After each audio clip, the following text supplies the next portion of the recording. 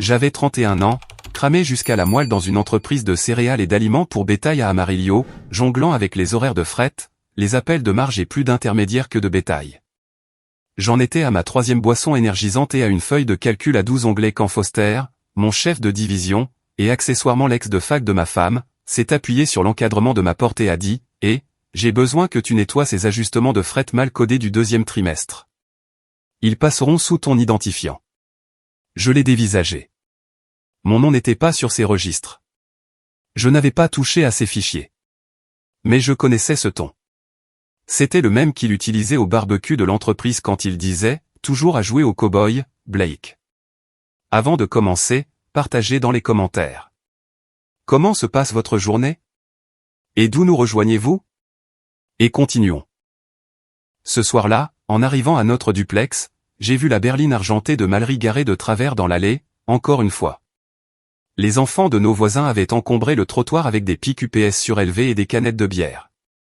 J'avais l'impression que chaque centimètre de ma vie était encadré ou bloqué. J'ai franchi la porte et j'ai entendu la voix de Whitney, basse et sèche, depuis le coin cuisine. Je me suis arrêté près de la bouche d'aération du couloir, l'une de ces vieilles grilles métalliques qui transportent tout, et je me suis figé. Elle parlait à Mallory. J'ai vidé le compte courant jusqu'à 38 $ et des poussières, dit-elle comme si c'était une blague. Si Blake se fait pincer pour ses transferts de fournisseurs personnels, Foster dit que ce sera sa 3e infraction à la conformité. Je déposerai la demande de divorce dans le comté de Randall la même semaine. Une rupture nette. Mallory a ri. Tu es sûr qu'il ne se battra pas? Whitney a reniflé. Il ne le verra même pas venir. C'est un état de communauté de biens. Je partirai avec la moitié et sans accusation. Elle a dit, net, comme si c'était un petit trophée bien poli. J'ai senti quelque chose de froid s'installer derrière mes yeux. La distance à la maison, les petites piques sur le fait que je faisais semblant d'être un éleveur pour une entreprise qui n'avait pas vu de terre depuis 5 ans, la façon dont elle plaisantait en disant « je vais juste divorcer et garder le chien et la vaisselle ».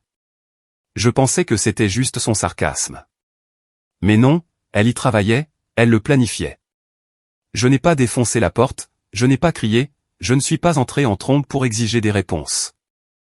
Je suis juste sorti à reculons, j'ai marché jusqu'à mon camion et je suis resté assis là, à regarder la lumière du Porsche comme si c'était un minuteur sur le point de s'éteindre. J'ai sorti mon téléphone et j'ai envoyé un SMS à Toby. Moi, j'ai besoin de ton canapé ce soir. Apporte un café le matin. Toby est le seul ami que j'ai qui ne parle pas pour ne rien dire.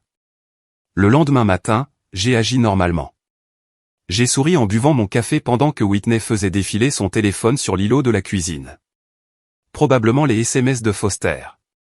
Je lui ai dit que je devais aller à Lac pour assister à des audits d'approvisionnement en aliments. Elle a hoché la tête comme si j'étais un fantôme. Dès que j'ai quitté le pâté de maison, j'ai annulé nos cartes communes. De toute façon, elle n'avait jamais touché aux factures. J'ai déplacé mes économies du compte secondaire dont elle ignorait l'existence. Puis je suis allé au garage et j'ai sorti le sac de survie que j'avais caché derrière les chevrons après la première erreur de Foster au travail. 13 minutes. C'est le temps qu'il m'a fallu pour quitter ma maison, mon travail et la femme qui avait passé 2 ans à me préparer à l'échec. Toby est arrivé dans son vieux F250 et m'a jeté un téléphone prépayé. Appelle si tu as un accident, a-t-il dit. Il a conduit mon Tacoma directement au garage de silencieux de son oncle et l'a garé sous une bâche. Je n'ai pas dit au revoir. Je n'ai pas laissé de mots. J'ai juste pris la route vers le nord et l'ouest, là où les hautes plaines s'étendent si vastement qu'on se sent comme un point sur un pare-brise. Je me suis dit que si je devais recommencer, autant que ce soit là où le souffle du bétail se transforme en buée avant celui des gens. Je n'avais pas de plan au-delà du Panhandle. J'ai juste continué à conduire vers l'ouest jusqu'à ce que la route devienne déserte et que le ciel paraisse trop grand pour mentir.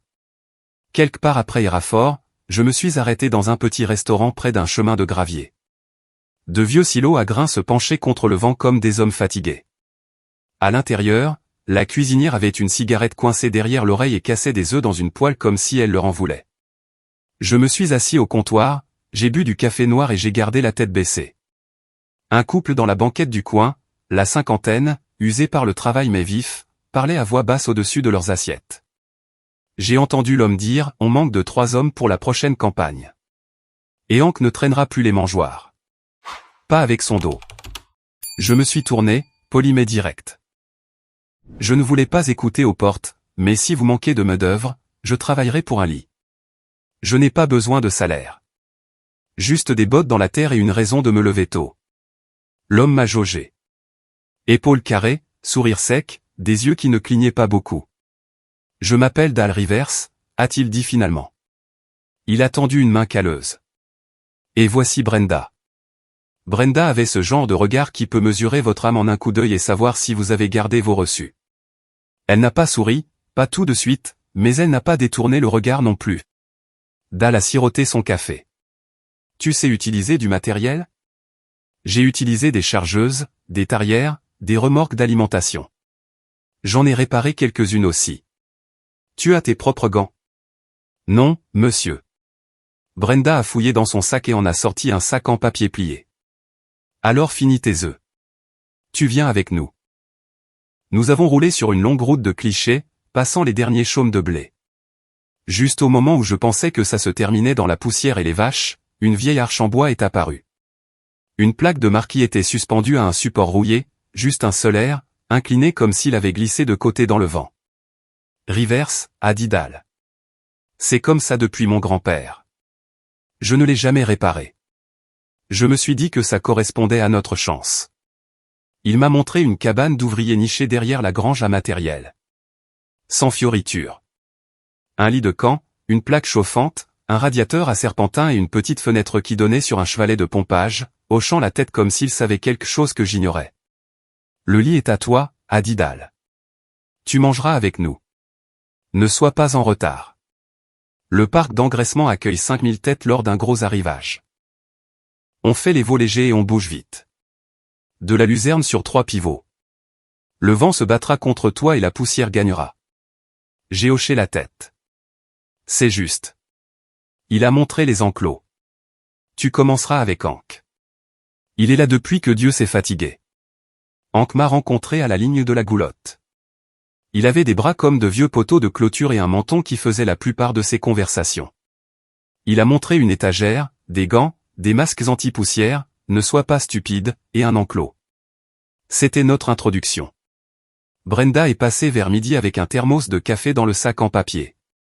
À l'intérieur, des gants en cuir, 2 bandanas rouges et un mot plié qui disait « Dîner à 18h ».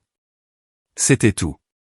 Rien de sophistiqué, juste la manière d'une femme de dire « Tu n'es pas invisible ». J'ai passé le reste de la journée à transpirer dans une combinaison de travail empruntée, à ratisser les lignes de mangeoire, à nettoyer à grande eau la boue séchée des portes des goulottes et à apprendre quels enclos étaient agités et lesquels puaient simplement. Mon corps tout entier me faisait mal au coucher du soleil, mais c'était le genre de douleur qui ressemblait à un progrès. Pas de clavier, pas de faux sourire, pas de fausses termes respirant dans le cou, faisant semblant de diriger tout en prévoyant de m'enterrer. Cette nuit-là, je me suis allongé sur le lit de camp, le vent fouettant le sable contre la fenêtre comme des doigts essayant d'entrer. J'ai fixé le plafond et j'ai pensé à ce air tordu sur l'arche. Comment il était resté là pendant des décennies, incliné mais toujours debout. Ça m'a fait penser au nom qui dure. Ça m'a fait me demander si le mien avait jamais signifié quelque chose. Les jours suivants se sont enchaînés. L'aube est venue avec de l'air froid et de longues ombres. Nous avons nourri, nettoyé, réparé et transporté. J'ai appris quel tuyau fuyait et quelle porte aimait se coincer. J'ai regardé Dal prendre des commandes d'aliments avec une patience pleine d'esprit sec. Et j'ai regardé Brenda tenir les comptes au crayon avec une calculatrice qui semblait plus vieille qu'Internet. Hank n'expliquait jamais rien 2 fois. Il n'en avait pas besoin.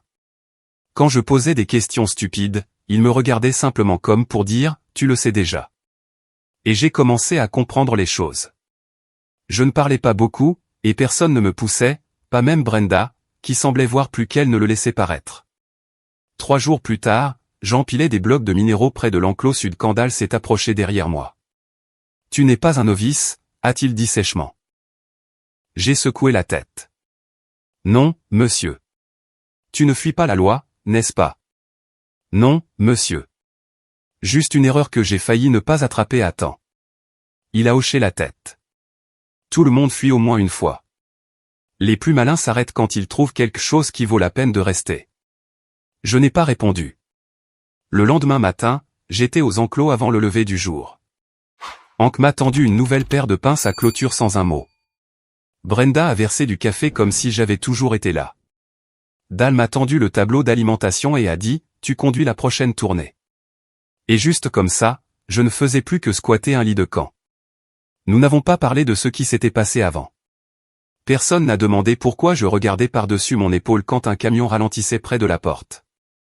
Personne n'a demandé pourquoi je tressaillais quand j'entendais un téléphone vibrer. Ils m'ont juste laissé travailler. C'est tout ce dont j'avais besoin. Un soir, après avoir gratté une tarière cassée et l'avoir nettoyée à grande eau, je me suis tenu près de la porte et j'ai de nouveau regardé ce air tordu. Le vent fouettait le parc, apportant de la poussière, du diesel et quelque chose qui ressemblait à de la paix. Je me suis dit alors, je resterai jusqu'à ce que je regagne l'homme que j'étais, même si je suis le seul à savoir que je l'ai fait. Le deuxième lundi après avoir commencé, je suis entré dans la caravane bureau pour prendre le journal des minéraux, et elle était déjà là, chemise blanche amidonnée, tresse rentrée sous une casquette, tapant rapidement sur un ordinateur portable avec 2 écrans ouverts. L'un était un journal de vaccination. L'autre était une feuille de test de résistance liée à un prêt. Avant que je puisse me présenter, elle a levé les yeux et a dit « On n'embauche pas ». J'ai cligné des yeux. Bien. Je ne suis pas sur la liste de paie. Elle a esquissé un demi-sourire et est retournée directement à ses feuilles de calcul. C'était ma première rencontre avec Paige Rivers. Dal l'avait mentionné une fois, disant qu'elle partageait son temps entre le ranch et Pan de First, faisait du travail vétérinaire sur de gros animaux et analysait les dossiers de crédit agricole mieux que la plupart des banquiers. Je l'ai cru à la seconde où j'ai vu la vitesse à laquelle elle naviguait dans ses données. Pas de fioritures, pas de contact visuel qu'elle n'avait pas à donner. Brenda lui a apporté un sandwich et l'a posé sans dire un mot. Paige a hoché la tête mais n'a pas arrêté de taper. Je ne l'ai pas poursuivi. Je n'ai pas essayé de parler juste pour parler. J'avais du travail à faire. Les livraisons de minéraux étaient toujours un désordre. Des sacs manquants, des camions en retard, pas de manifeste. Je n'ai pas fait de crise. J'ai juste trié. J'ai construit une feuille de réception au crayon et je l'ai marquée au crayon gras à l'intérieur de la porte. Des colonnes simples, pas de marge de manœuvre. Hank pouvait la gérer d'une seule main en sirotant son café. Cette semaine-là, nous avons réduit les pertes sur 2 lots entrants de près de 1%. Pas un miracle. Nous avons juste installé des abreuvoirs et une bâche d'ombrage à l'arrivée. Ça a pris 20 minutes à installer. Ça nous a fait économiser des centaines. Hank n'a pas dit un mot, mais il a nettoyé le bord de son chapeau avant le déjeuner. Il l'a épousseté avec son avant-bras comme si quelque chose comptait. J'ai pris ça comme une victoire. Paige planait autour des chiffres. Pas de manière indiscrète, plutôt comme un agent de conformité avec un pouls. Elle se promenait dans le parc, prenait de petites notes dans un petit carnet de poche, puis me posait des questions à l'improviste. Quel est ton objectif final, Blake? J'ai levé les yeux de la ligne de bâche. Aujourd'hui, mettre 18 chargements de cubes de luzerne à l'abri avant que la pluie n'arrive. Elle a plissé un œil et a souri comme si j'avais réussi un test dont j'ignorais l'existence. Curtis Mitchell est arrivé plus tard cette semaine-là, se pavanant comme s'il possédait l'air. C'était le vétérinaire de la ville, grand, bien en chair et bruyant. Il portait un gilet monogrammé et appelait tout le monde de moins de 50 ans, gamin. Il ne m'a pas regardé en entrant, il est juste passé à côté de moi comme si j'étais une brouette que quelqu'un avait laissée dehors. Il s'est appuyé sur le comptoir à côté de Paige. Tu ne devrais pas te mêler de la santé du troupeau. Laisse les adultes s'occuper de ça. Paige n'a pas bronché. Elle a sorti le grand livre, a tourné à sa dernière facture, a déchiré un chèque au dos et le lui a tendu. Voici ton paiement final. À partir de maintenant, j'aurai besoin d'une facturation détaillée signée sur le terrain par quiconque est présent. Pas d'initiale, pas de raccourci. Curtis a cligné des yeux comme s'il avait été giflé. Tu remets en question mes dossiers? Non, je corrige notre processus. Tu t'adapteras ou tu perdras le compte. Il a marmonné quelque chose et est parti. Paige a continué à écrire, calme comme si de rien n'était. Après ça, j'ai su exactement qui elle était. Vive, peu sentimentale et allergique à être sous-estimée, ce qui signifiait que je restais à l'écart et que je gardais la tête baissée. Mais quelque chose continuait de me tirailler. Ce week-end-là, j'ai examiné de plus près le scanner de portail UHF que Dal avait pratiquement abandonné. Il fonctionnait, Mais personne ne lui faisait confiance. On disait que les lectures étaient en retard, qu'il perdait des étiquettes, qu'il manquait des signaux. Je voulais savoir par moi-même. Dimanche matin, j'ai fait un test discret avec Dal. J'ai fait passer 2 enclos, une tête à la fois, j'ai scanné les étiquettes, j'ai vérifié les données par rapport à nos registres de réception originaux. La plupart des chiffres correspondaient, mais 4 étiquettes ont sonné 2 fois. Même identifiant électronique. 2 animaux différents. Dal a froncé les sourcils. Un problème de lecteur. Ça se pourrait, ai-je dit. Ou quelqu'un double les étiquettes. Il a croisé les bras. Tu penses à du vol? Je pense à du vol paresseux ou à une fraude intelligente. Même résultat. J'ai imprimé les anomalies et je les ai scotchées à la fenêtre près de la porte du bureau. Je n'ai pas convoqué de réunion. Je n'ai pas paniqué. J'ai juste gardé le fil en vue et j'ai tiré quand je le pouvais. J'ai passé 2 fois devant la fenêtre sans dire un mot. La 3e fois, elle s'est arrêtée et a tapoté une ligne. Cet identifiant de Bouvillon se termine par 1147. Il est censé être dans l'enclos 12. Tu l'as vu ailleurs? Elle a ouvert son carnet et a montré une note sur l'alimentation qu'elle avait écrite 3 jours plus tôt. J'ai vu celui-ci se faire transporter avec un abcès dentaire. L'étiquette était sur son oreille droite. J'ai hoché la tête. Nos registres disent gauche. Ses sourcils se sont levés juste assez pour enregistrer l'alarme. Alors quelqu'un duplique les étiquettes. On dirait bien. Elle s'est tournée vers moi, me regardant vraiment pour la première fois. Tu en as d'autres comme ça? 3 autres. 2 sont encore ici. Un est apparu dans un prospectus d'une foire aux bestiaux à Vega. Même numéro d'identification. Animal différent. Motif de peau différent, mais les 5 derniers chiffres sont les mêmes. Même date de bolus. Même lot. Elle est sortie sans un mot.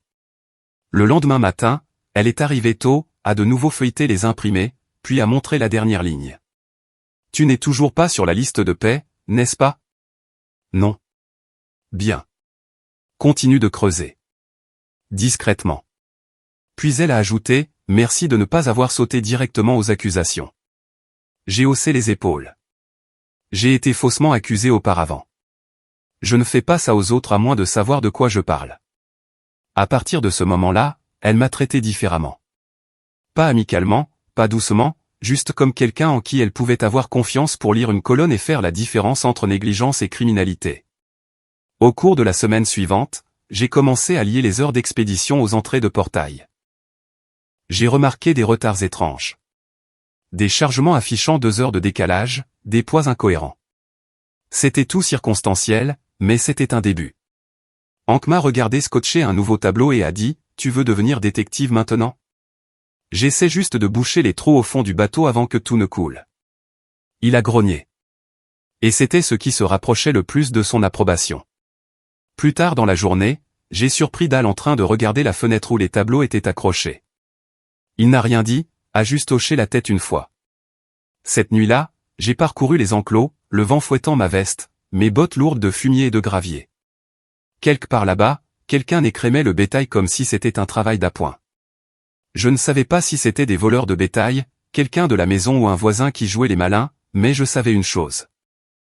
Il ne comptait pas sur le fait que quelqu'un regarderait 2 fois les numéros d'étiquette et les pertes. C'était leur erreur, et je ne rate pas 2 fois. Une semaine après avoir repéré ces doublons de balises, le vent a tourné au sud et a apporté des ennuis avec lui. Je parcourais la ligne de clôture avec Hank quand il s'est arrêté net et a reniflé l'air. Puis je l'ai senti aussi. De l'herbe brûlée, faible mais proche. Nous avons gravi la petite colline au-dessus des enclos sud. Et là, une fine bande de feu rampait à travers les mauvaises herbes comme une mèche allumée. Mauvaise saison, mauvais vent, et exactement le bon endroit pour semer le chaos. Le temps que nous arrivions, la chaleur poussait déjà quelques dizaines de bouvillons contre la clôture sud. Ils se sont regroupés et se sont poussés les uns les autres, la poussière s'élevant haut. Hank n'a pas attendu. Il a attrapé une pelle à l'arrière du quad et a commencé à jeter de la terre comme une machine. J'ai suivi le mouvement, les poumons brûlants de fumée et de poussière. Mes bras semblaient être de la corde mouillée, mais l'adrénaline me faisait avancer. Brenda est arrivée en trombe dans le côte à accent grave côte, les cheveux enveloppés dans un bandana, un bidon d'eau cliquetant sur le siège à côté d'elle. Elle n'a pas demandé ce qui s'était passé, a juste tendu le bidon à Hank et m'a lancé un regard que je n'avais pas vu depuis que j'étais enfant. Et ma mère gardait son calme pendant que le toit de la grange fuyait. Ce genre de regard vous stabilise, que vous le méritiez ou non. Nous avons éteint la bande avant qu'elle n'atteigne le lit de la rivière asséchée. Quand la fumée s'est dissipée, elle a laissé une cicatrice noire de 100 pieds de long juste contre la clôture sud. Dal est arrivé 5 minutes plus tard, balayant l'horizon du regard comme s'il s'attendait à ce que celui qui avait allumé le feu soit toujours en train de regarder. Le vent ne déclenche pas d'incendie, a-t-il dit. Quelqu'un a planifié ça. Il avait raison. L'incendie n'était pas aléatoire. Il longeait la limite qui donnait sur le terrain de Todd Clay, une exploitation plus grande, des comptes plus propres et une réputation de ne jamais avoir de problème. Trop propre, si vous voulez mon avis. Ce soir-là, j'ai suggéré que nous installions des caméras de surveillance le long de la ligne sud. Dal a hoché la tête et a sorti une boîte de la grange marquée « Caméra à cochons ». Il a dit qu'il ne les avait pas utilisées depuis que les cochons sauvages étaient partis vers les fonds de la rivière. Nous avons installé 3 caméras sur des poteaux de clôture. Une près du lit de la rivière, une au virage et une cachée à l'intérieur d'un bloc de sel cassé, face à la propriété de Todd. Pendant que nous travaillions, Hank a marmonné, « Tu penses qu'il est assez audacieux pour brûler la ligne de clôture ?» J'ai gardé les yeux sur l'horizon. Audacieux ou désespéré, les deux conviennent. Plus tard dans l'après-midi, Paige est revenue de la ville, de la poussière sur ses bottes et ce petit carnet déjà à la main. J'ai vu Curtis Mitchell à la coopérative, a-t-elle dit. Il était très bavard avec l'un des hommes de main de Todd. J'ai demandé, tu penses que c'est lié? Elle n'a pas répondu, a juste écrit dans son carnet, l'a fermé et a dit, gardons cette pensée pour nous. Le lendemain matin, j'ai commencé à cartographier les pertes par enclos par rapport au jour d'alimentation. 2 enclos près de cette clôture sud semblaient avoir été grignotés, comme si quelque chose de petit continuait à prendre des bouchées. Nous ne perdions pas 20 têtes à la fois, rien de bruyant. 2 ou 3 bouvillons disparaissaient chaque semaine. Toujours les gros, jamais les petits. C'était chirurgical. Quand j'ai présenté les chiffres à Dal, il a froncé les sourcils et s'est frotté le menton. J'ai vu des voleurs de bétail dans les années 80. Des coupe-boulons, des camions de minuit, le chaos. Ce n'est pas ça. Celui qui fait ça connaît le bétail et la paperasse. La patience d'un comptable, ai-je dit. Il a grogné. Ouais, et ils savent comment faire passer ça pour la météo ou une variation de poids. Cette nuit-là, je me suis assis sous la faible lampe de la cabane, feuilletant nos registres de bolus. Chaque identifiant était une capsule métallique enfouie dans l'estomac d'un bouvillon pour la traçabilité. Nous avions une série se terminant par 1237. Puis j'ai repéré une étiquette 1214 sur un bouvillon que nous avions expédié le mois dernier. Ce lot n'était même pas le nôtre. Quelqu'un déplaçait des étiquettes entre les lots, clonant des numéros de la même manière que j'avais vu des escrocs falsifier des codes de fret à Amarillo. J'ai commencé à noter les anomalies des séries de bolus, en les faisant correspondre au calendrier d'alimentation. Plus je cartographiais, plus le schéma devenait clair. Tout ce qui se trouvait le long de la clôture sud montrait de petites baisses de poids constantes, suivies d'étiquettes qui migraient ailleurs. Quelqu'un faisait double jeu, vendant du bétail 2 fois. Paige m'a surpris en train de travailler tard un soir et s'est appuyé contre l'encadrement de la porte. Tu chasses toujours les fantômes aussi durement? Seulement ceux qui paient le loyer, ai-je dit. Elle s'est approchée, a croisé les bras et a étudié la feuille de bolus. Tu ne portes même pas de fusil. Qu'est-ce que tu comptes faire exactement si ça devient sérieux? Je ne suis pas là pour tirer sur l'ombre de quelqu'un, ai-je dit sans lever les yeux. Je suis là pour constituer un dossier assez solide pour que le procureur puisse agir. Elle n'a pas ri. Ce n'est pas comme ça qu'on attrape les gens comme Todd. C'est exactement comme ça qu'on le fait. Ligne par ligne, jusqu'à ce que la pile raconte l'histoire. Elle m'a regardé pendant une longue seconde, comme si elle voulait dire quelque chose mais ne l'a pas fait. Puis elle s'est éloignée de l'encadrement de la porte et a dit, essaie de ne pas t'épuiser. Saison des incendies ou pas, après son départ, je suis resté assis un moment, écoutant le grincement de l'éolienne près du réservoir. Elle gémissait comme quelque chose de vieux se souvenant de son travail. Je sentais que quelque chose s'alignait, comme si le monde se préparait à me tester à nouveau. Je n'étais pas sûr si c'était des voleurs de bétail, le destin ou la même malchance qui m'avait suivi hors d'Amarillo. Peut-être les 3. Brenda a laissé un mot près de la cafetière le lendemain matin. Son écriture était nette, pratique. Tempête demain. Attache ceux qui bougent. Je l'ai souligné 2 fois. Puis j'ai pris 2 licoles supplémentaires et je les ai accrochés à la porte arrière. Celle que nous oublions toujours de verrouiller dans la précipitation. À midi, le ciel avait cette teinte jaune qui signifie que quelque chose arrive. Hank et moi avons resserré les cordes de la bâche, fermé tous les panneaux et vérifié à nouveau les caméras de la clôture sud. L'une était de travers, comme si quelqu'un l'avait frôlée. Je l'ai ajustée, je me suis assuré que l'objectif pointait juste là où le terrain de Todd s'affaissait, près de la grille à bétail. En revenant en voiture, Hank a dit, « Tu as déjà remarqué à quel point il fait calme juste avant un gros coup de vent. » « Ouais, ai-je dit. Le même calme qu'on a avant que les gens ne fassent de mauvais choix. » Cette nuit-là, des éclairs ont illuminé le lointain. L'éolienne claquait en rythme avec le tonnerre. Je ne pouvais pas me défaire du sentiment que nous avions piqué quelque chose qui n'était pas prêt à être vu. Pourtant, je me suis versé du café, j'ai regardé ces graphiques de balises scotchées et j'ai dit à voix haute, « Continue de tirer, Blake. Continue de tirer jusqu'à ce que ça casse. » Puis j'ai attrapé mes gants, j'ai vérifié les verrous une dernière fois et j'ai attendu que la tempête teste les clôtures. Le premier signe fut le silence. Tout devint immobile, comme si le vent aspirait une bouffée d'air trop grande pour la contenir. Puis midi devint noir. Simplement éteint, comme si quelqu'un avait débranché le ciel. La poussière s'abattit sur la cour sans avertissement. Le sable me frappa les dents avant même que je puisse jurer. Du métal claqua 1 fois, 2 fois. J'entendis hurler mon nom à travers un bandana, quelque part en haut du chemin arrière. Je ne répondis pas. Il n'y avait pas le temps. Nous nous séparâmes sans un mot. Il vira vers le nord en direction de l'allée près de l'enclos 10 et je fonçai vers le sud, courant à l'aveugle avec un bras protégeant mon visage. C'était comme essayer de se déplacer dans un silo à grains rempli de sable. On ne pouvait pas voir, seulement sentir. Des bottes sur la mémoire, des mains sur le métal. Je claquai une porte, puis une autre, puis je trouvai une ouverture près de l'enclos de tri où le panneau de la charnière avait été laissé lâche. Je tirai le panneau, accrochai une chaîne au poteau et la serrai juste au moment où un bouvillon sortit de la poussière et me heurta à la hanche. Je volai facilement sur 10 pieds, heurtai le sol durement et roulai. Mes côtes craquèrent comme des phalanges, mais je me relevai en grimpant et je fermai le dernier verrou avant que l'animal ne puisse faire demi-tour. Mes yeux étaient pleins de terre, mes poumons à vif d'en avoir respiré. Puis je vis des phares percer le voile brun, des faisceaux carrés, traçant un chemin juste assez large pour voir quelqu'un piétiner dans le tourbillon. C'était Paige.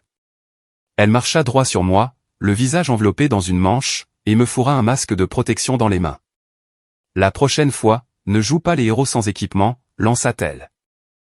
Avant que je puisse la remercier, elle se tourna et courut vers l'allée que je n'avais pas encore verrouillée. Disparut simplement dans le mur de poussière. Je poursuivis sa lumière, allant de porte en porte, verrouillant tout ce que je touchais. Nous travaillions au toucher, criant de temps en temps juste pour nous repérer. Elle claqua des panneaux avec son épaule, grimpa à mi-hauteur d'une goulotte pour rediriger un bouvillon paniqué, puis redescendit dans la poussière comme si elle avait fait ça toute sa vie. Je trouvai 3 jeunes bêtes essayant d'affronter le vent de face près de l'enclos 5. Elle ne voulait pas tourner, continuant simplement à pousser contre lui comme si elle cherchait quelque chose. Je saisis une planche de poussée, la calai contre mes genoux et commençai à les diriger vers la goulotte, un pas à la fois. Quand elles passèrent enfin, je tombai à genoux, essuyai le sable de mes yeux et m'appuyai sur la clôture, aspirant l'air comme s'il me devait quelque chose. Le pire passa en environ 20 minutes, mais cela sembla durer 2 heures. Le vent ne s'arrêta pas. Il perdit simplement son hurlement. Nous nous regroupâmes et parcourûmes les enclos, vérifiant chaque section pour des dommages ou de l'acier ouvert. Le bétail était effrayé, mais toujours à l'intérieur. Pas une seule tête de perdu. Nous continuâmes à marcher, les bottes traînant dans une poussière jusqu'aux chevilles.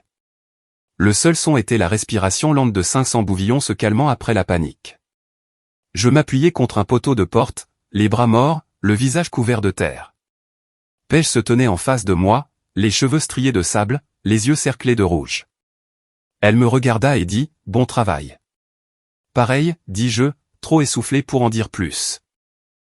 Nous ne bougeâmes pas pendant un moment, restant simplement là, les vêtements flottant dans le vent d'après-tempête, laissant l'adrénaline s'évacuer. Je ne sais pas qui fit le premier pas, mais nous nous rencontrâmes au milieu. Un pas, puis deux, puis sa main frôla la mienne. Une pause, puis un baiser. Rapide, sec, presque apologétique. Pas d'amour. Pas encore. Juste un baiser du genre, et, je te vois. Réel. Pas de coup de foudre, juste de la poussière, de la proximité et la chaleur qui vient du fait de faire quelque chose de difficile ensemble. Nous reculâmes tous les deux en même temps, les yeux baissés, les bottes bougeant dans la terre. Pas de mots. Ce n'était pas le bon moment pour déballer quoi que ce soit. Le camion de dalle arriva lentement, sortant du vent mourant. Il se gara près de la grange à foin, sortit, balaya les enclos du regard comme un homme faisant l'inventaire. Puis il nous regarda, un sourcil levé. Un sauvetage sérieux, dit-il. C'était tout. Rien sur ce qu'il aurait pu voir. Il remonta simplement et se dirigea vers l'atelier comme si de rien n'était. De retour à la maison, Brenda avait déjà allumé le poêle et mis des assiettes. Elle ne dit rien non plus, glissa simplement 2 assiettes supplémentaires sur la table sans regarder personne. Nous mangeâmes en silence. Le sable recouvrait encore ma gorge et mes côtes me faisaient mal chaque fois que je me penchais en avant. Personne n'avait besoin de parler. Nous étions simplement reconnaissants que les enclos tiennent encore et que le bétail ne se soit pas enfui jusqu'à l'Oklahoma. Après la vaisselle, Paige se leva, s'étira et dit, « J'ai des rapports à remplir en ville. » Elle ne me regarda pas. Elle n'en avait pas besoin. Je la suivis dehors. Le vent était calme maintenant, juste une brise. Je cherchais mes gants, puis je m'arrêtai. « Merci d'être venu, dis-je. Là-bas. » Elle leva les yeux, un pied sur le marchepied de son camion. « Je savais que tu oublierais la 2e allée. » Je ris une fois. « C'est juste. » Elle monta, ferma la porte et partit sans un autre mot. Mais la façon dont elle me regarda avant de partir, ce n'était plus de la distance. C'était de la patience. Je nettoyais la poussière de mes bottes près de la grange, lentement et silencieusement. L'eau devint sombre de boue et de sable de tempête. Mes jointures étaient éraflées, une côte probablement contusionnée, et je ne pouvais pas m'empêcher de rejouer ce baiser dans ma tête. Je me dis de me ressaisir. J'avais vu ce qui arrive quand on précipite une bonne chose. Je l'avais déjà fait. Sauter trop vite, croire trop vite. Ça n'allait pas se reproduire. De retour dans la cabane, je m'assis sur le lit de camp et retirai ma chemise. De la poussière s'en échappa des manches comme si j'y avais été enterré. Je ne pris pas mon téléphone, n'ouvris pas mon ordinateur portable. Je restai simplement là, les bras au-dessus de ma tête, pensant à la façon dont elle n'avait pas reculé devant le travail, n'avait pas scié dans une crise et n'avait jamais agi comme si le travail lui devait du confort. C'est le genre de personne avec qui on construit. Mais je savais aussi qu'on ne gagne pas ce genre de confiance en une seule tempête. On la gagne enclos par enclos, porte par porte, semaine après semaine. J'entr'ouvris la fenêtre pour laisser entrer la brise. Quelque part près de la clôture sud, une chaîne de portes tapait régulièrement dans le vent, comme si elle battait la mesure pour le prochain mouvement. J'ai passé 3 nuits penché sur une table pliante dans la cabane, éclairée par une lampe à pince et alimentée par un café assez fort pour renverser un poteau de clôture. Mes mains sentaient la poussière et l'encre d'imprimante. J'avais des feuilles de calcul et des relevés papier étalés de mur à mur, des scans UHF, des bordereaux de pesée, des registres d'entrée et des feuilles de facturation vétérinaire. Chaque bip de balise, chaque poids de chargement, chaque décompte a eu une marque. J'ai entouré les EPC en double. Même numéro, heures différentes, parfois des emplacements qui se chevauchaient. Ça ne devrait pas arriver. Les registres de bolus étaient pires. J'ai étoilé 6 séries de capsules non concordantes, toutes liées au même groupe d'enclos près de la limite sud. La caméra de surveillance 2 nous a finalement donné quelque chose. 2h17 du matin. Image granuleuse, veste à capuche, quelqu'un qui baisse une porte à moitié, s'arrête, puis la relève. Ça aurait pu être le vent, mais la caméra 3. La caméra 3 l'a montré de près. Il se déplaçait avec détermination. Il a fouillé dans sa veste, a sorti une balise jaune et l'a clipsée à l'oreille gauche d'un bouvillon, puis l'a échangée contre une orange, cette fois à droite. Une balise sortie, une balise entrée. Des mains rapides, comme s'il l'avait déjà fait. Le lendemain, j'ai glissé les impressions sur le bureau de la caravane. Paige était déjà là, les yeux sur un tableau de ratio aliments en poids. Elle a pris les photos de la caméra de surveillance sans un mot. Ça pourrait être un de nos propres cavaliers de nuit, a-t-elle dit finalement. Ça se pourrait, ai-je répondu. Mais regarde ça. Je lui ai tendu un prospectus de la foire du comté, à 3 villes de là. L'exploitation de Todd avait parrainé un bouvillon primé, et quelqu'un avait pris une photo de l'animal dans son parc de vente. L'identifiant était clair comme de l'eau de roche sur la balise. 1 220 417, j'ai montré notre propre relevé UHF du mois dernier. Même numéro EPC, peau différente, race différente, même balise. Pej s'est adossé à sa chaise, les lèvres serrées. C'est plus qu'une mauvaise tenue de registre. On a vendu des bouvillons qu'on ne possédait pas 2 fois. Hank m'a aidé à faire un test de balance 2 matins plus tard. Nous avons fait le décompte total sur 14 enclos suspects et l'avons comparé au registre de porte. Il manquait 11 bouvillons. Pas 2 ou 3. 11, on ne le sent pas au jour le jour, lui ai-je dit. Mais quand on totalise un mois, ça crie. Il a regardé la liste et a secoué la tête. Ce genre de vol silencieux demande de l'intelligence et du cran. J'ai hoché la tête. Et quelqu'un qui connaît assez bien les chiffres pour passer inaperçu. Le même après-midi, j'ai sorti le téléphone prépayé et j'ai appelé Toby. Je lui ai dit de fouiller dans nos anciens emails de travail. J'avais besoin de tous les messages que Foster avait envoyés en utilisant mon identifiant. Tout ce qui était étiqueté comme paiement de fournisseur ou ajustement de système. Toby n'a pas demandé pourquoi, il a juste dit, je t'enverrai un SMS quand j'aurai quelque chose. Et il l'a fait. Moins de 6 heures plus tard, 2 emails transférés avec des horodatage de mars dernier, posté sur notre système financier d'entreprise alors que ma carte d'accès montrait que j'étais enregistré dans un parc d'engraissement à près de 40 miles de là. Tu étais filmé, a ajouté Toby. Clair comme le jour. Tu n'as pas touché un clavier. C'est de la fraude, mec. De leur côté, pas du tien. Pej a signalé une autre couche alors que j'étais encore sous le choc des nouvelles de Foster. Elle avait examiné les 8 derniers mois de factures vétérinaires et avait remarqué 2 frais pour des vaccinations enregistrées un vendredi soir. Assez tard pour que la grange soit vide. La seule personne présente était un jeune gardien qui a juré plus tard qu'aucun vétérinaire n'était passé. Curtis a gonflé la facturation, a dit Pej, en montrant les dates. Des vendredis soirs tard, pas de signature, même pas d'initiale. Des petites sommes, ai-je dit. Juste assez pour passer inaperçu. Ça compte quand même, a-t-elle répondu. Ça nous dit où se situe son éthique. Nous avons tout exposé dans un classeur que Brenda nous a aidé à constituer. Elle l'a agrafé et ongleté comme si elle faisait un de ses livres de recettes d'église. Codé par couleur et mortelle. Chaque feuille avait sa place. Clone de balise, conflit de série de bolus, cadre en acier des caméras de surveillance, registre de réconciliation de pesée, facturation de fournisseurs suspects. On pouvait feuilleter le classeur d'un côté et voir le nom de Todd Clay 10 fois. De l'autre côté, les empreintes de Curtis Mitchell étaient partout sur la paperasse. Dal est entré alors que nous étions encore en train de trier. Il a regardé le classeur une fois et l'a fermé lentement. On appelle le shérif maintenant. J'ai secoué la tête. Donnez-moi 2 jours de plus. Une dernière promenade le long de la clôture de Todd. Une dernière lecture UHF près de sa porte. Je veux que ce soit béton.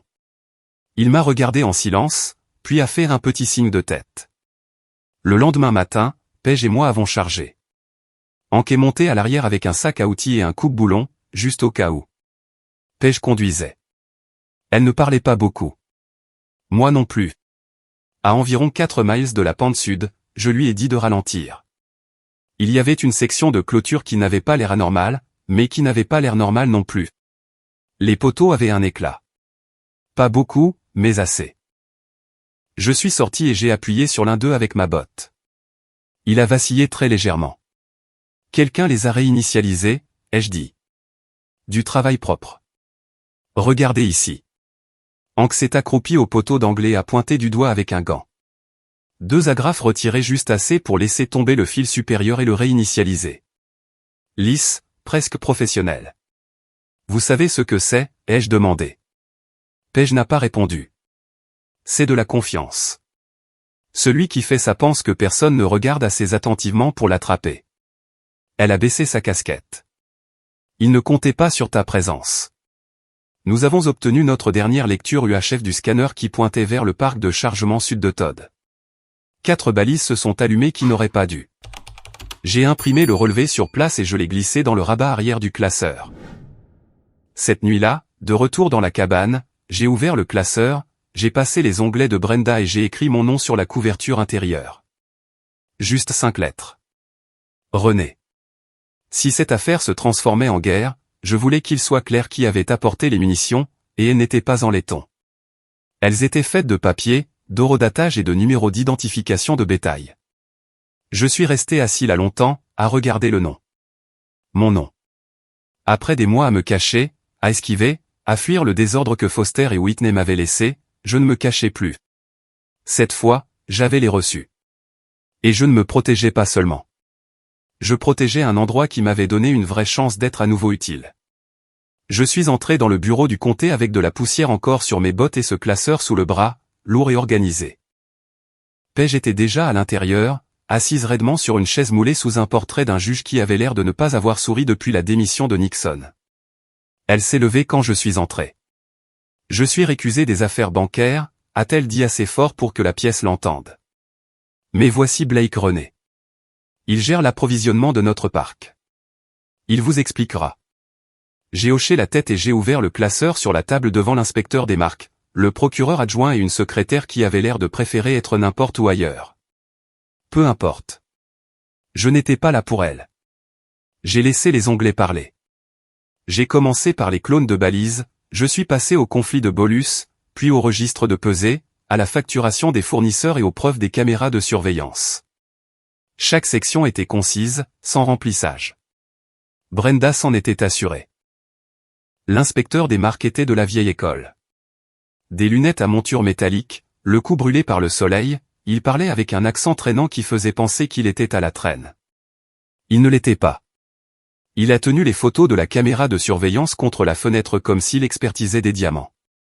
Le procureur adjoint a feuilleté les pages comme un homme cherchant un fil qui dépasse. Il n'a posé que 3 questions. Vous avez des dates pour chaque registre? Qui avait la garde du classeur et quand? Vous avez une confirmation indépendante de la correspondance de la balise de la foire aux bestiaux? J'ai répondu aux 3 avant qu'il ait fini sa phrase. Paige a glissé les feuilles d'horodatage et les registres des témoins. Dal avait signé ses décomptes à la main. Le procureur a tapoté la table une fois. Très bien, laissez-nous travailler. 4 jours plus tard, ils ont obtenu un mandat discret et ont envoyé 2 adjoints au parc de Todd Clay. Pas de sirène, pas de gros titres, juste 3 camions banalisés et un agent des marques avec un presse-papier. Ils ont trouvé 4 bouvillons avec des bolus correspondant à des séries que nous avions enregistrées 2 mois auparavant. 2 avaient des balises UHF qui répondaient à des EPC enregistrés pour du bétail que nous avions déjà vendu aux enchères. Ce n'était pas une erreur de comptabilité. C'était du vol. Curtis a essayé de jouer la carte de la décontraction quand ils l'ont convoqué. Il a dit qu'il préparait juste les factures et ne gérait pas lui-même les traitements vétérinaires. Le problème, c'est que nous avions un registre de terrain avec ses initiales horodatées le même jour où nous avions prouvé qu'il n'était même pas sur place. Mauvaise colline pour mourir. Le ton du procureur est devenu froid. La nouvelle a commencé à fuiter en quelques heures. Les ragots de la coopérative se déplacent plus vite que les alertes à la tempête. L'avocat de Todd a fait du bruit au début, qualifiant tout cela de mauvaise lecture et d'erreur de balise. Puis quelqu'un lui a remis la réconciliation de pesée. Il s'est tu en pleine phrase. De retour au parc, Dal s'est assis lourdement sur un sac de nourriture dans la grange d'approvisionnement. Il a tenu le classeur comme s'il était plein d'or et s'est frotté les yeux jusqu'à ce que ses mains tombent sur ses genoux. Tu nous as probablement fait économiser 6 chiffres sur une saison, a-t-il dit. On ne l'a jamais vu. Il volait lentement, intelligemment, discrètement. Je n'ai rien dit. J'ai juste regardé vers les enclos où le bétail respirait calmement pour la première fois depuis des semaines. Cette nuit-là, j'ai appelé Toby sur le téléphone prépayé et je lui ai envoyé la dernière pièce. La preuve horodatée que Foster avait utilisé mes identifiants de connexion pour poster des paiements alors que mon badge était enregistré dans un système complètement différent, nourrissant du bétail en pleine vue d'une caméra horodatée à 38 miles de là. Toby n'a même pas semblé surpris. C'est ce dont j'avais besoin, a-t-il dit. La conformité va dévorer sa toux crue. Il a tout transféré directement à l'audit interne de l'entreprise et a mis leur équipe juridique en copie. Le dossier impeccable de Foster s'est rapidement sali. 2 matins plus tard, Whitney m'a envoyé un SMS d'un numéro que je ne reconnaissais pas. Le message était mielleux. « Et, on peut parler ? Je veux juste des éclaircissements sur les anciens comptes. Pas besoin que ce soit compliqué. » Je l'ai regardé un moment, puis je l'ai supprimé. Je n'ai pas répondu.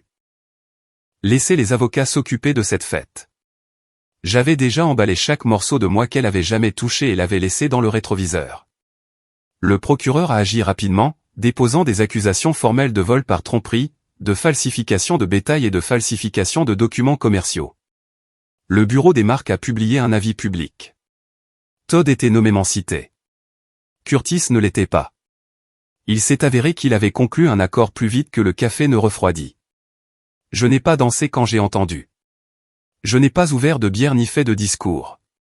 Je suis juste entré dans la cabane, je me suis assis sur le lit de camp et j'ai laissé échapper un souffle que j'avais l'impression de retenir depuis le jour où Foster m'a dit de prendre la responsabilité de chiffres que je n'avais pas touchés. Je ne veux pas dire que j'ai pleuré ou que je me suis effondré. J'ai juste respiré lentement, profondément, pleinement, comme un homme qui savait enfin que personne ne se tenait derrière lui avec un couteau. Plus tard dans l'après-midi, j'ai aidé Hank à décharger une cargaison de nourriture en cubes.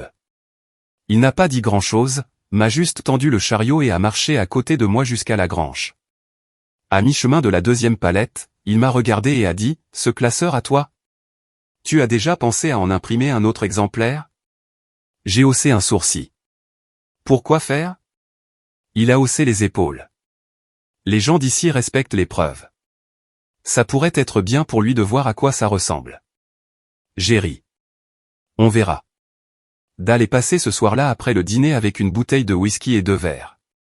Nous nous sommes assis près du vieux bloc de sel à l'extérieur de la grange à matériel.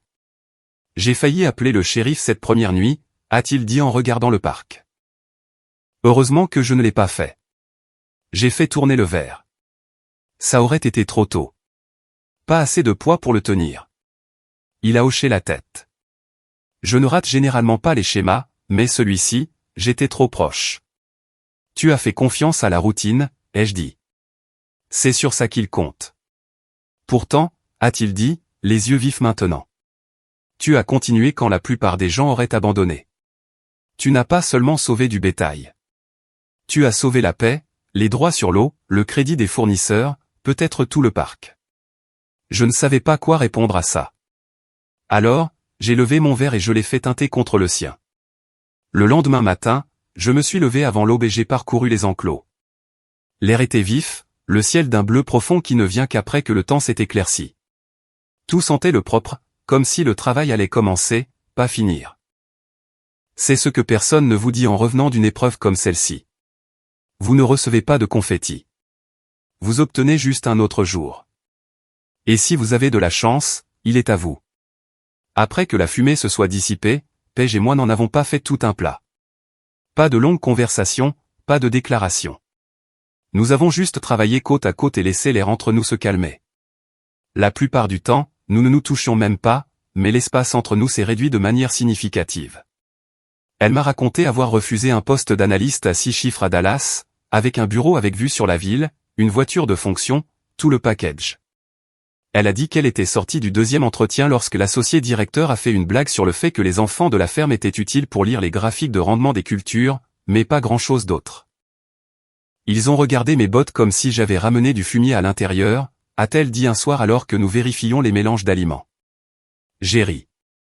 C'est comme ça que j'ai su que je n'étais pas fait pour les costumes. Je nettoyais toujours mes bottes, mais les gens agissaient toujours comme si la saleté était contagieuse. Je lui ai parlé de Foster, de la façon dont j'ai laissé l'ambition et l'amour s'entremêler.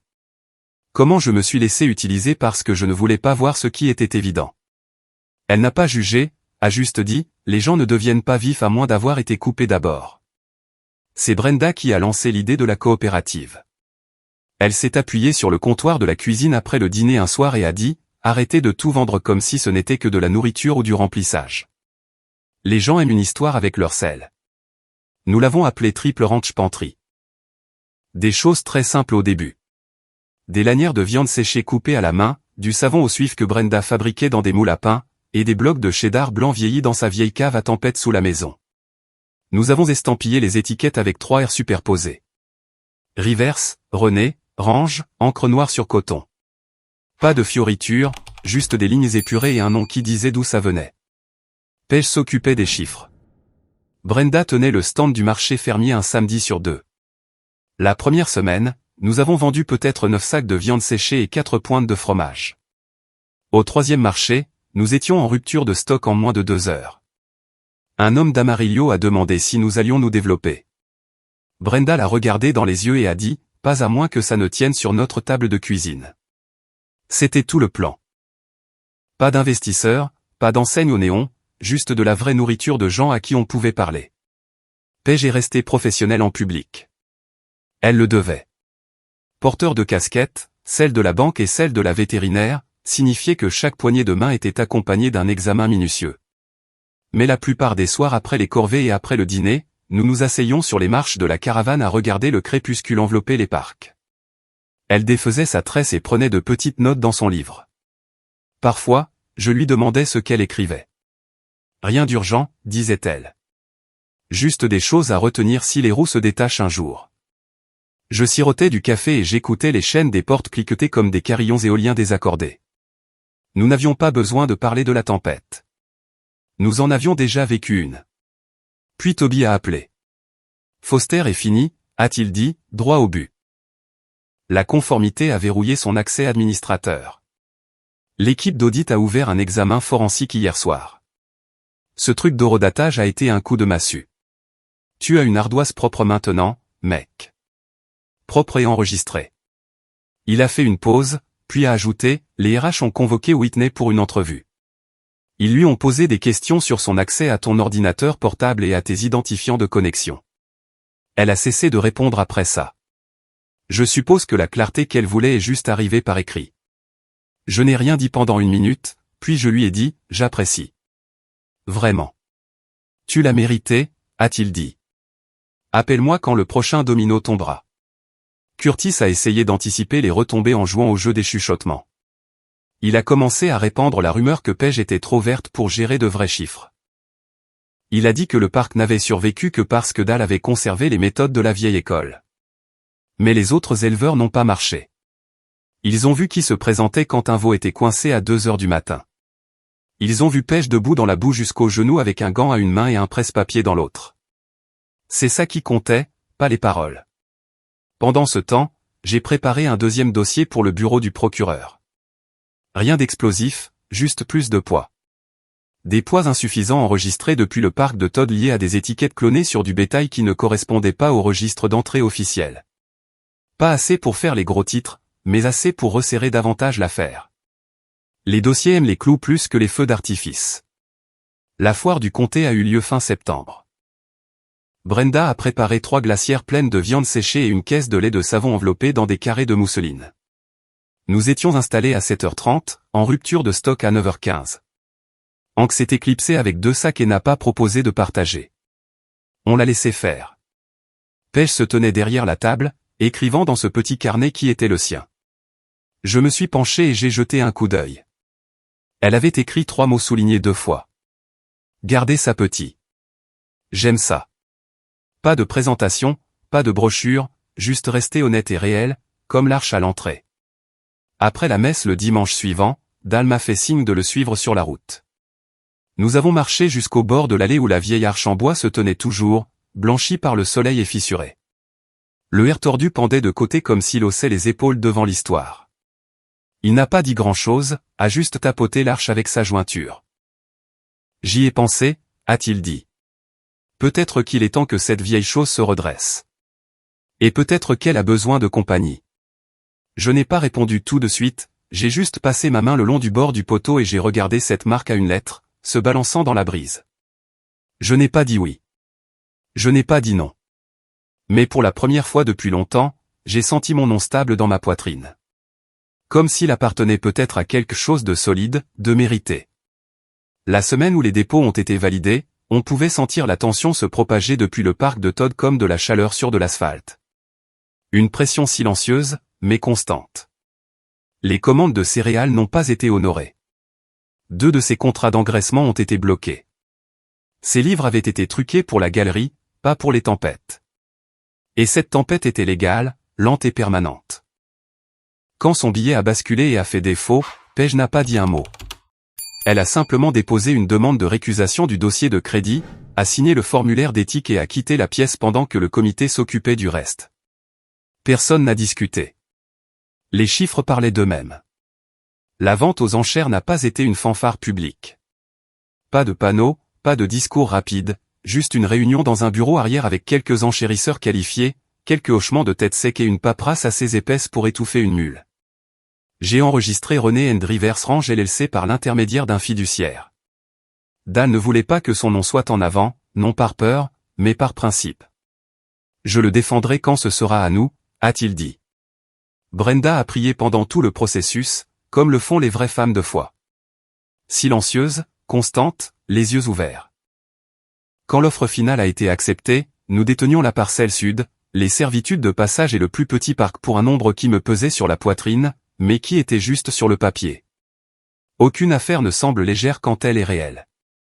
Dal se tenait à côté de moi à l'ombre du chêne près du bureau de vente. Je l'ai regardé et j'ai dit, 50-50e. Tu t'occupes du quotidien. Je m'occuperai des livres, des lignes d'approvisionnement et du marché à terme. Il n'a pas hésité, a craché dans sa paume et a tendu la main. J'ai craché et j'ai serré. Rien de plus n'a été dit. Nous avons déposé la demande auprès du registre des marques de l'État la même semaine, demandant d'ajouter un deuxième R à la plaque originale de Rivers. Brenda a joint nos documents de propriété commune, le certificat de la LLC et un croquis qu'elle avait dessiné sur un bout de papier. 2 R propres, côte à côte, sans inclinaison, juste du fer stable. Hank a vu le formulaire sur la table de la cuisine et a souri. Triple R, a-t-il dit. Triplement RS. Puis il a sifflé dans le couloir comme si c'était déjà réglé. Cet après-midi-là, Paige a parcouru le nouveau parc avec moi. Elle gardait les mains profondément dans les poches de sa veste, ses bottes traînant un peu comme si le poids de tout l'avait finalement rattrapé. Nous nous sommes arrêtés près de la vieille grangère, les planches grinçant dans la brise, et nous sommes restés à regarder rien en particulier. Je sais ce que ça donne, a-t-elle dit sans se tourner. Conflit d'intérêts. Une piste de papier pleine de mon nom de famille. Je l'ai regardé, calme. Pas dans ton cœur? Non, pas une seconde. J'ai laissé cela s'installer. Puis j'ai fouillé dans ma veste, j'ai sorti une petite bague. Pas de diamant, pas de spectacle, juste un anneau solide. Simple, solide, droit. Je ne suis pas un homme sophistiqué, ai-je dit. Je sais juste où je veux construire, et c'est ici, avec toi. Elle n'a rien dit au début, c'est juste avancé, s'est penchée et a posé son front contre ma poitrine. Ses épaules ont tremblé une fois, puis une autre, riant et pleurant tout en même temps. Oui, a-t-elle dit. Oui, tu n'es vraiment pas comme ces garçons des tours de verre. Brenda a pleuré dans la cuisine quand nous le lui avons dit. Dal s'est frotté les yeux et a prétendu que c'était à cause de la sueur, ce qui était un mensonge, mais nous l'avons laissé passer. Hank a sifflé quelque chose qui ne ressemblait pas à une chanson, mais qui était probablement censé en être une. Nous avons mangé du ragoût ce soir-là à la table, les listes de contrôle et les formulaires de prêt mis de côté pour faire de la place aux biscuits de Brenda. Paige était assise à côté de moi, sa botte frôlant la mienne sous la table comme une ponctuation. Après le dîner, nous avons signé les documents de partenariat, l'encre séchant encore de l'imprimante. Brenda les a notariés. Dal a paraphé chaque page d'une main lente et stable. Quand je me suis couché cette nuit-là, j'ai senti le genre de sommeil m'envahir que je n'avais pas connu depuis que j'étais enfant. Pas d'alarme, pas de menace, pas d'attente du prochain coup. Juste un repos tranquille et mérité. Le genre de repos qui ne vient que lorsque vous croyez que demain vous appartient. Nous avons installé la nouvelle arche la première semaine d'automne, juste après la dernière coupe de luzerne et avant que le froid ne s'installe pour de bon. 2 R propres, découpés dans une plaque d'acier, soudés côte à côte, droit et de niveau, ni penchés, ni tordus. En dessous, une plaque sur laquelle Brenda a insisté, des lettres noires sur du métal brossé. René et Rivers, bâtis sur le travail et la météo. Dal a tenu l'échelle pendant que je perçais le dernier boulon. Paige se tenait en retrait avec Hank, les bras croisés, regardant le vent traverser l'herbe. Pas de cérémonie, juste une satisfaction tranquille. Le bureau des marques a envoyé notre lettre d'approbation dans une enveloppe plate, proprement timbrée. Ancla accroché à l'intérieur de la caravane bureau comme si c'était un trophée de chasse.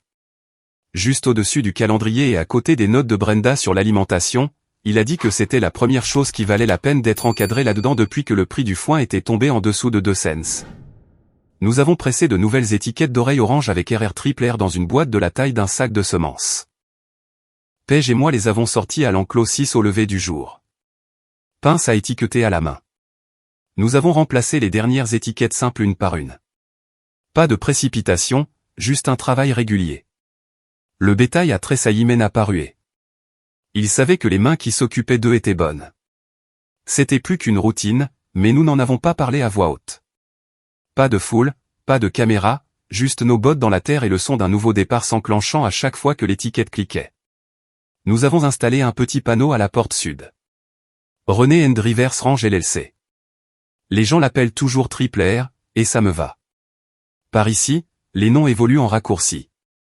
Certains disent que ça signifie Rivers, René, Range. D'autres disent Ranch, respect et réparation payée à temps. J'aime tout ça. La vérité est dans l'usage. Le procureur a classé l'affaire sans histoire. Todd a plaidé coupable. Il n'avait plus d'angle d'attaque une fois que les registres de pesée ont atterri. Curtis a accepté une accusation moins grave dans une salle d'audience plus petite. Le visage bas, la voix petite. Foster a perdu son poste, et tout le lustre auquel il s'était accroché s'est fissuré en deux. L'avocat de Whitney a envoyé une autre lettre pleine de non-sens poli sur les droits matrimoniaux et les réclamations équitables. Mon avocat a renvoyé une ventilation de 3 pages des relevés bancaires et une réponse d'une seule ligne. Non. C'était ça. La coopérative a trouvé son rythme. Petit lot, commande locale, des gens qui nous serraient la main et nous appelaient par notre nom. Brenda gérait l'inventaire avec un carnet à spirale et un crayon court. Paige prenait des appels assises sur la balançoire du Porsche, les bottes rentraient sous elle, les sacs de vétérinaire toujours près de la porte. Elle faisait des listes tranquillement et n'a jamais parlé une seule fois de vouloir être ailleurs. Je pouvais le dire.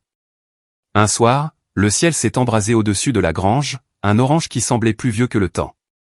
Nous étions assis sur le porche, les bottes appuyées sur la balustrade, le silence s'étirant facilement entre nous. L'air sentait les copeaux de cèdre et la poussière chaude, et les chaînes des portes cliquetaient en rythme avec la brise. J'ai cherché derrière le banc et j'ai sorti un petit registre que j'avais recouvert d'un nouveau tissu. Vieux livre, nouvelle peau. Je l'ai tendu à Paige. À l'intérieur de la première page, écrit en lettres capitales, il y avait 8 mots, Triple R. On prend soin les uns des autres. Elle l'a lu, a souri et n'a rien dit tout de suite. A juste tendu la main, m'a serré la main une fois et a de nouveau regardé la cour comme si c'était la sienne aussi. Et ça l'était. Aujourd'hui, j'ai plus de 55 ans, toujours debout avant le soleil, serrant toujours moi-même les boulons quand la goulotte grince. Je vous dis ça en termes simples parce que c'est la seule façon que je connaisse. Je ne règle pas les problèmes en tirant dessus ou en poursuivant la justice avec ardeur.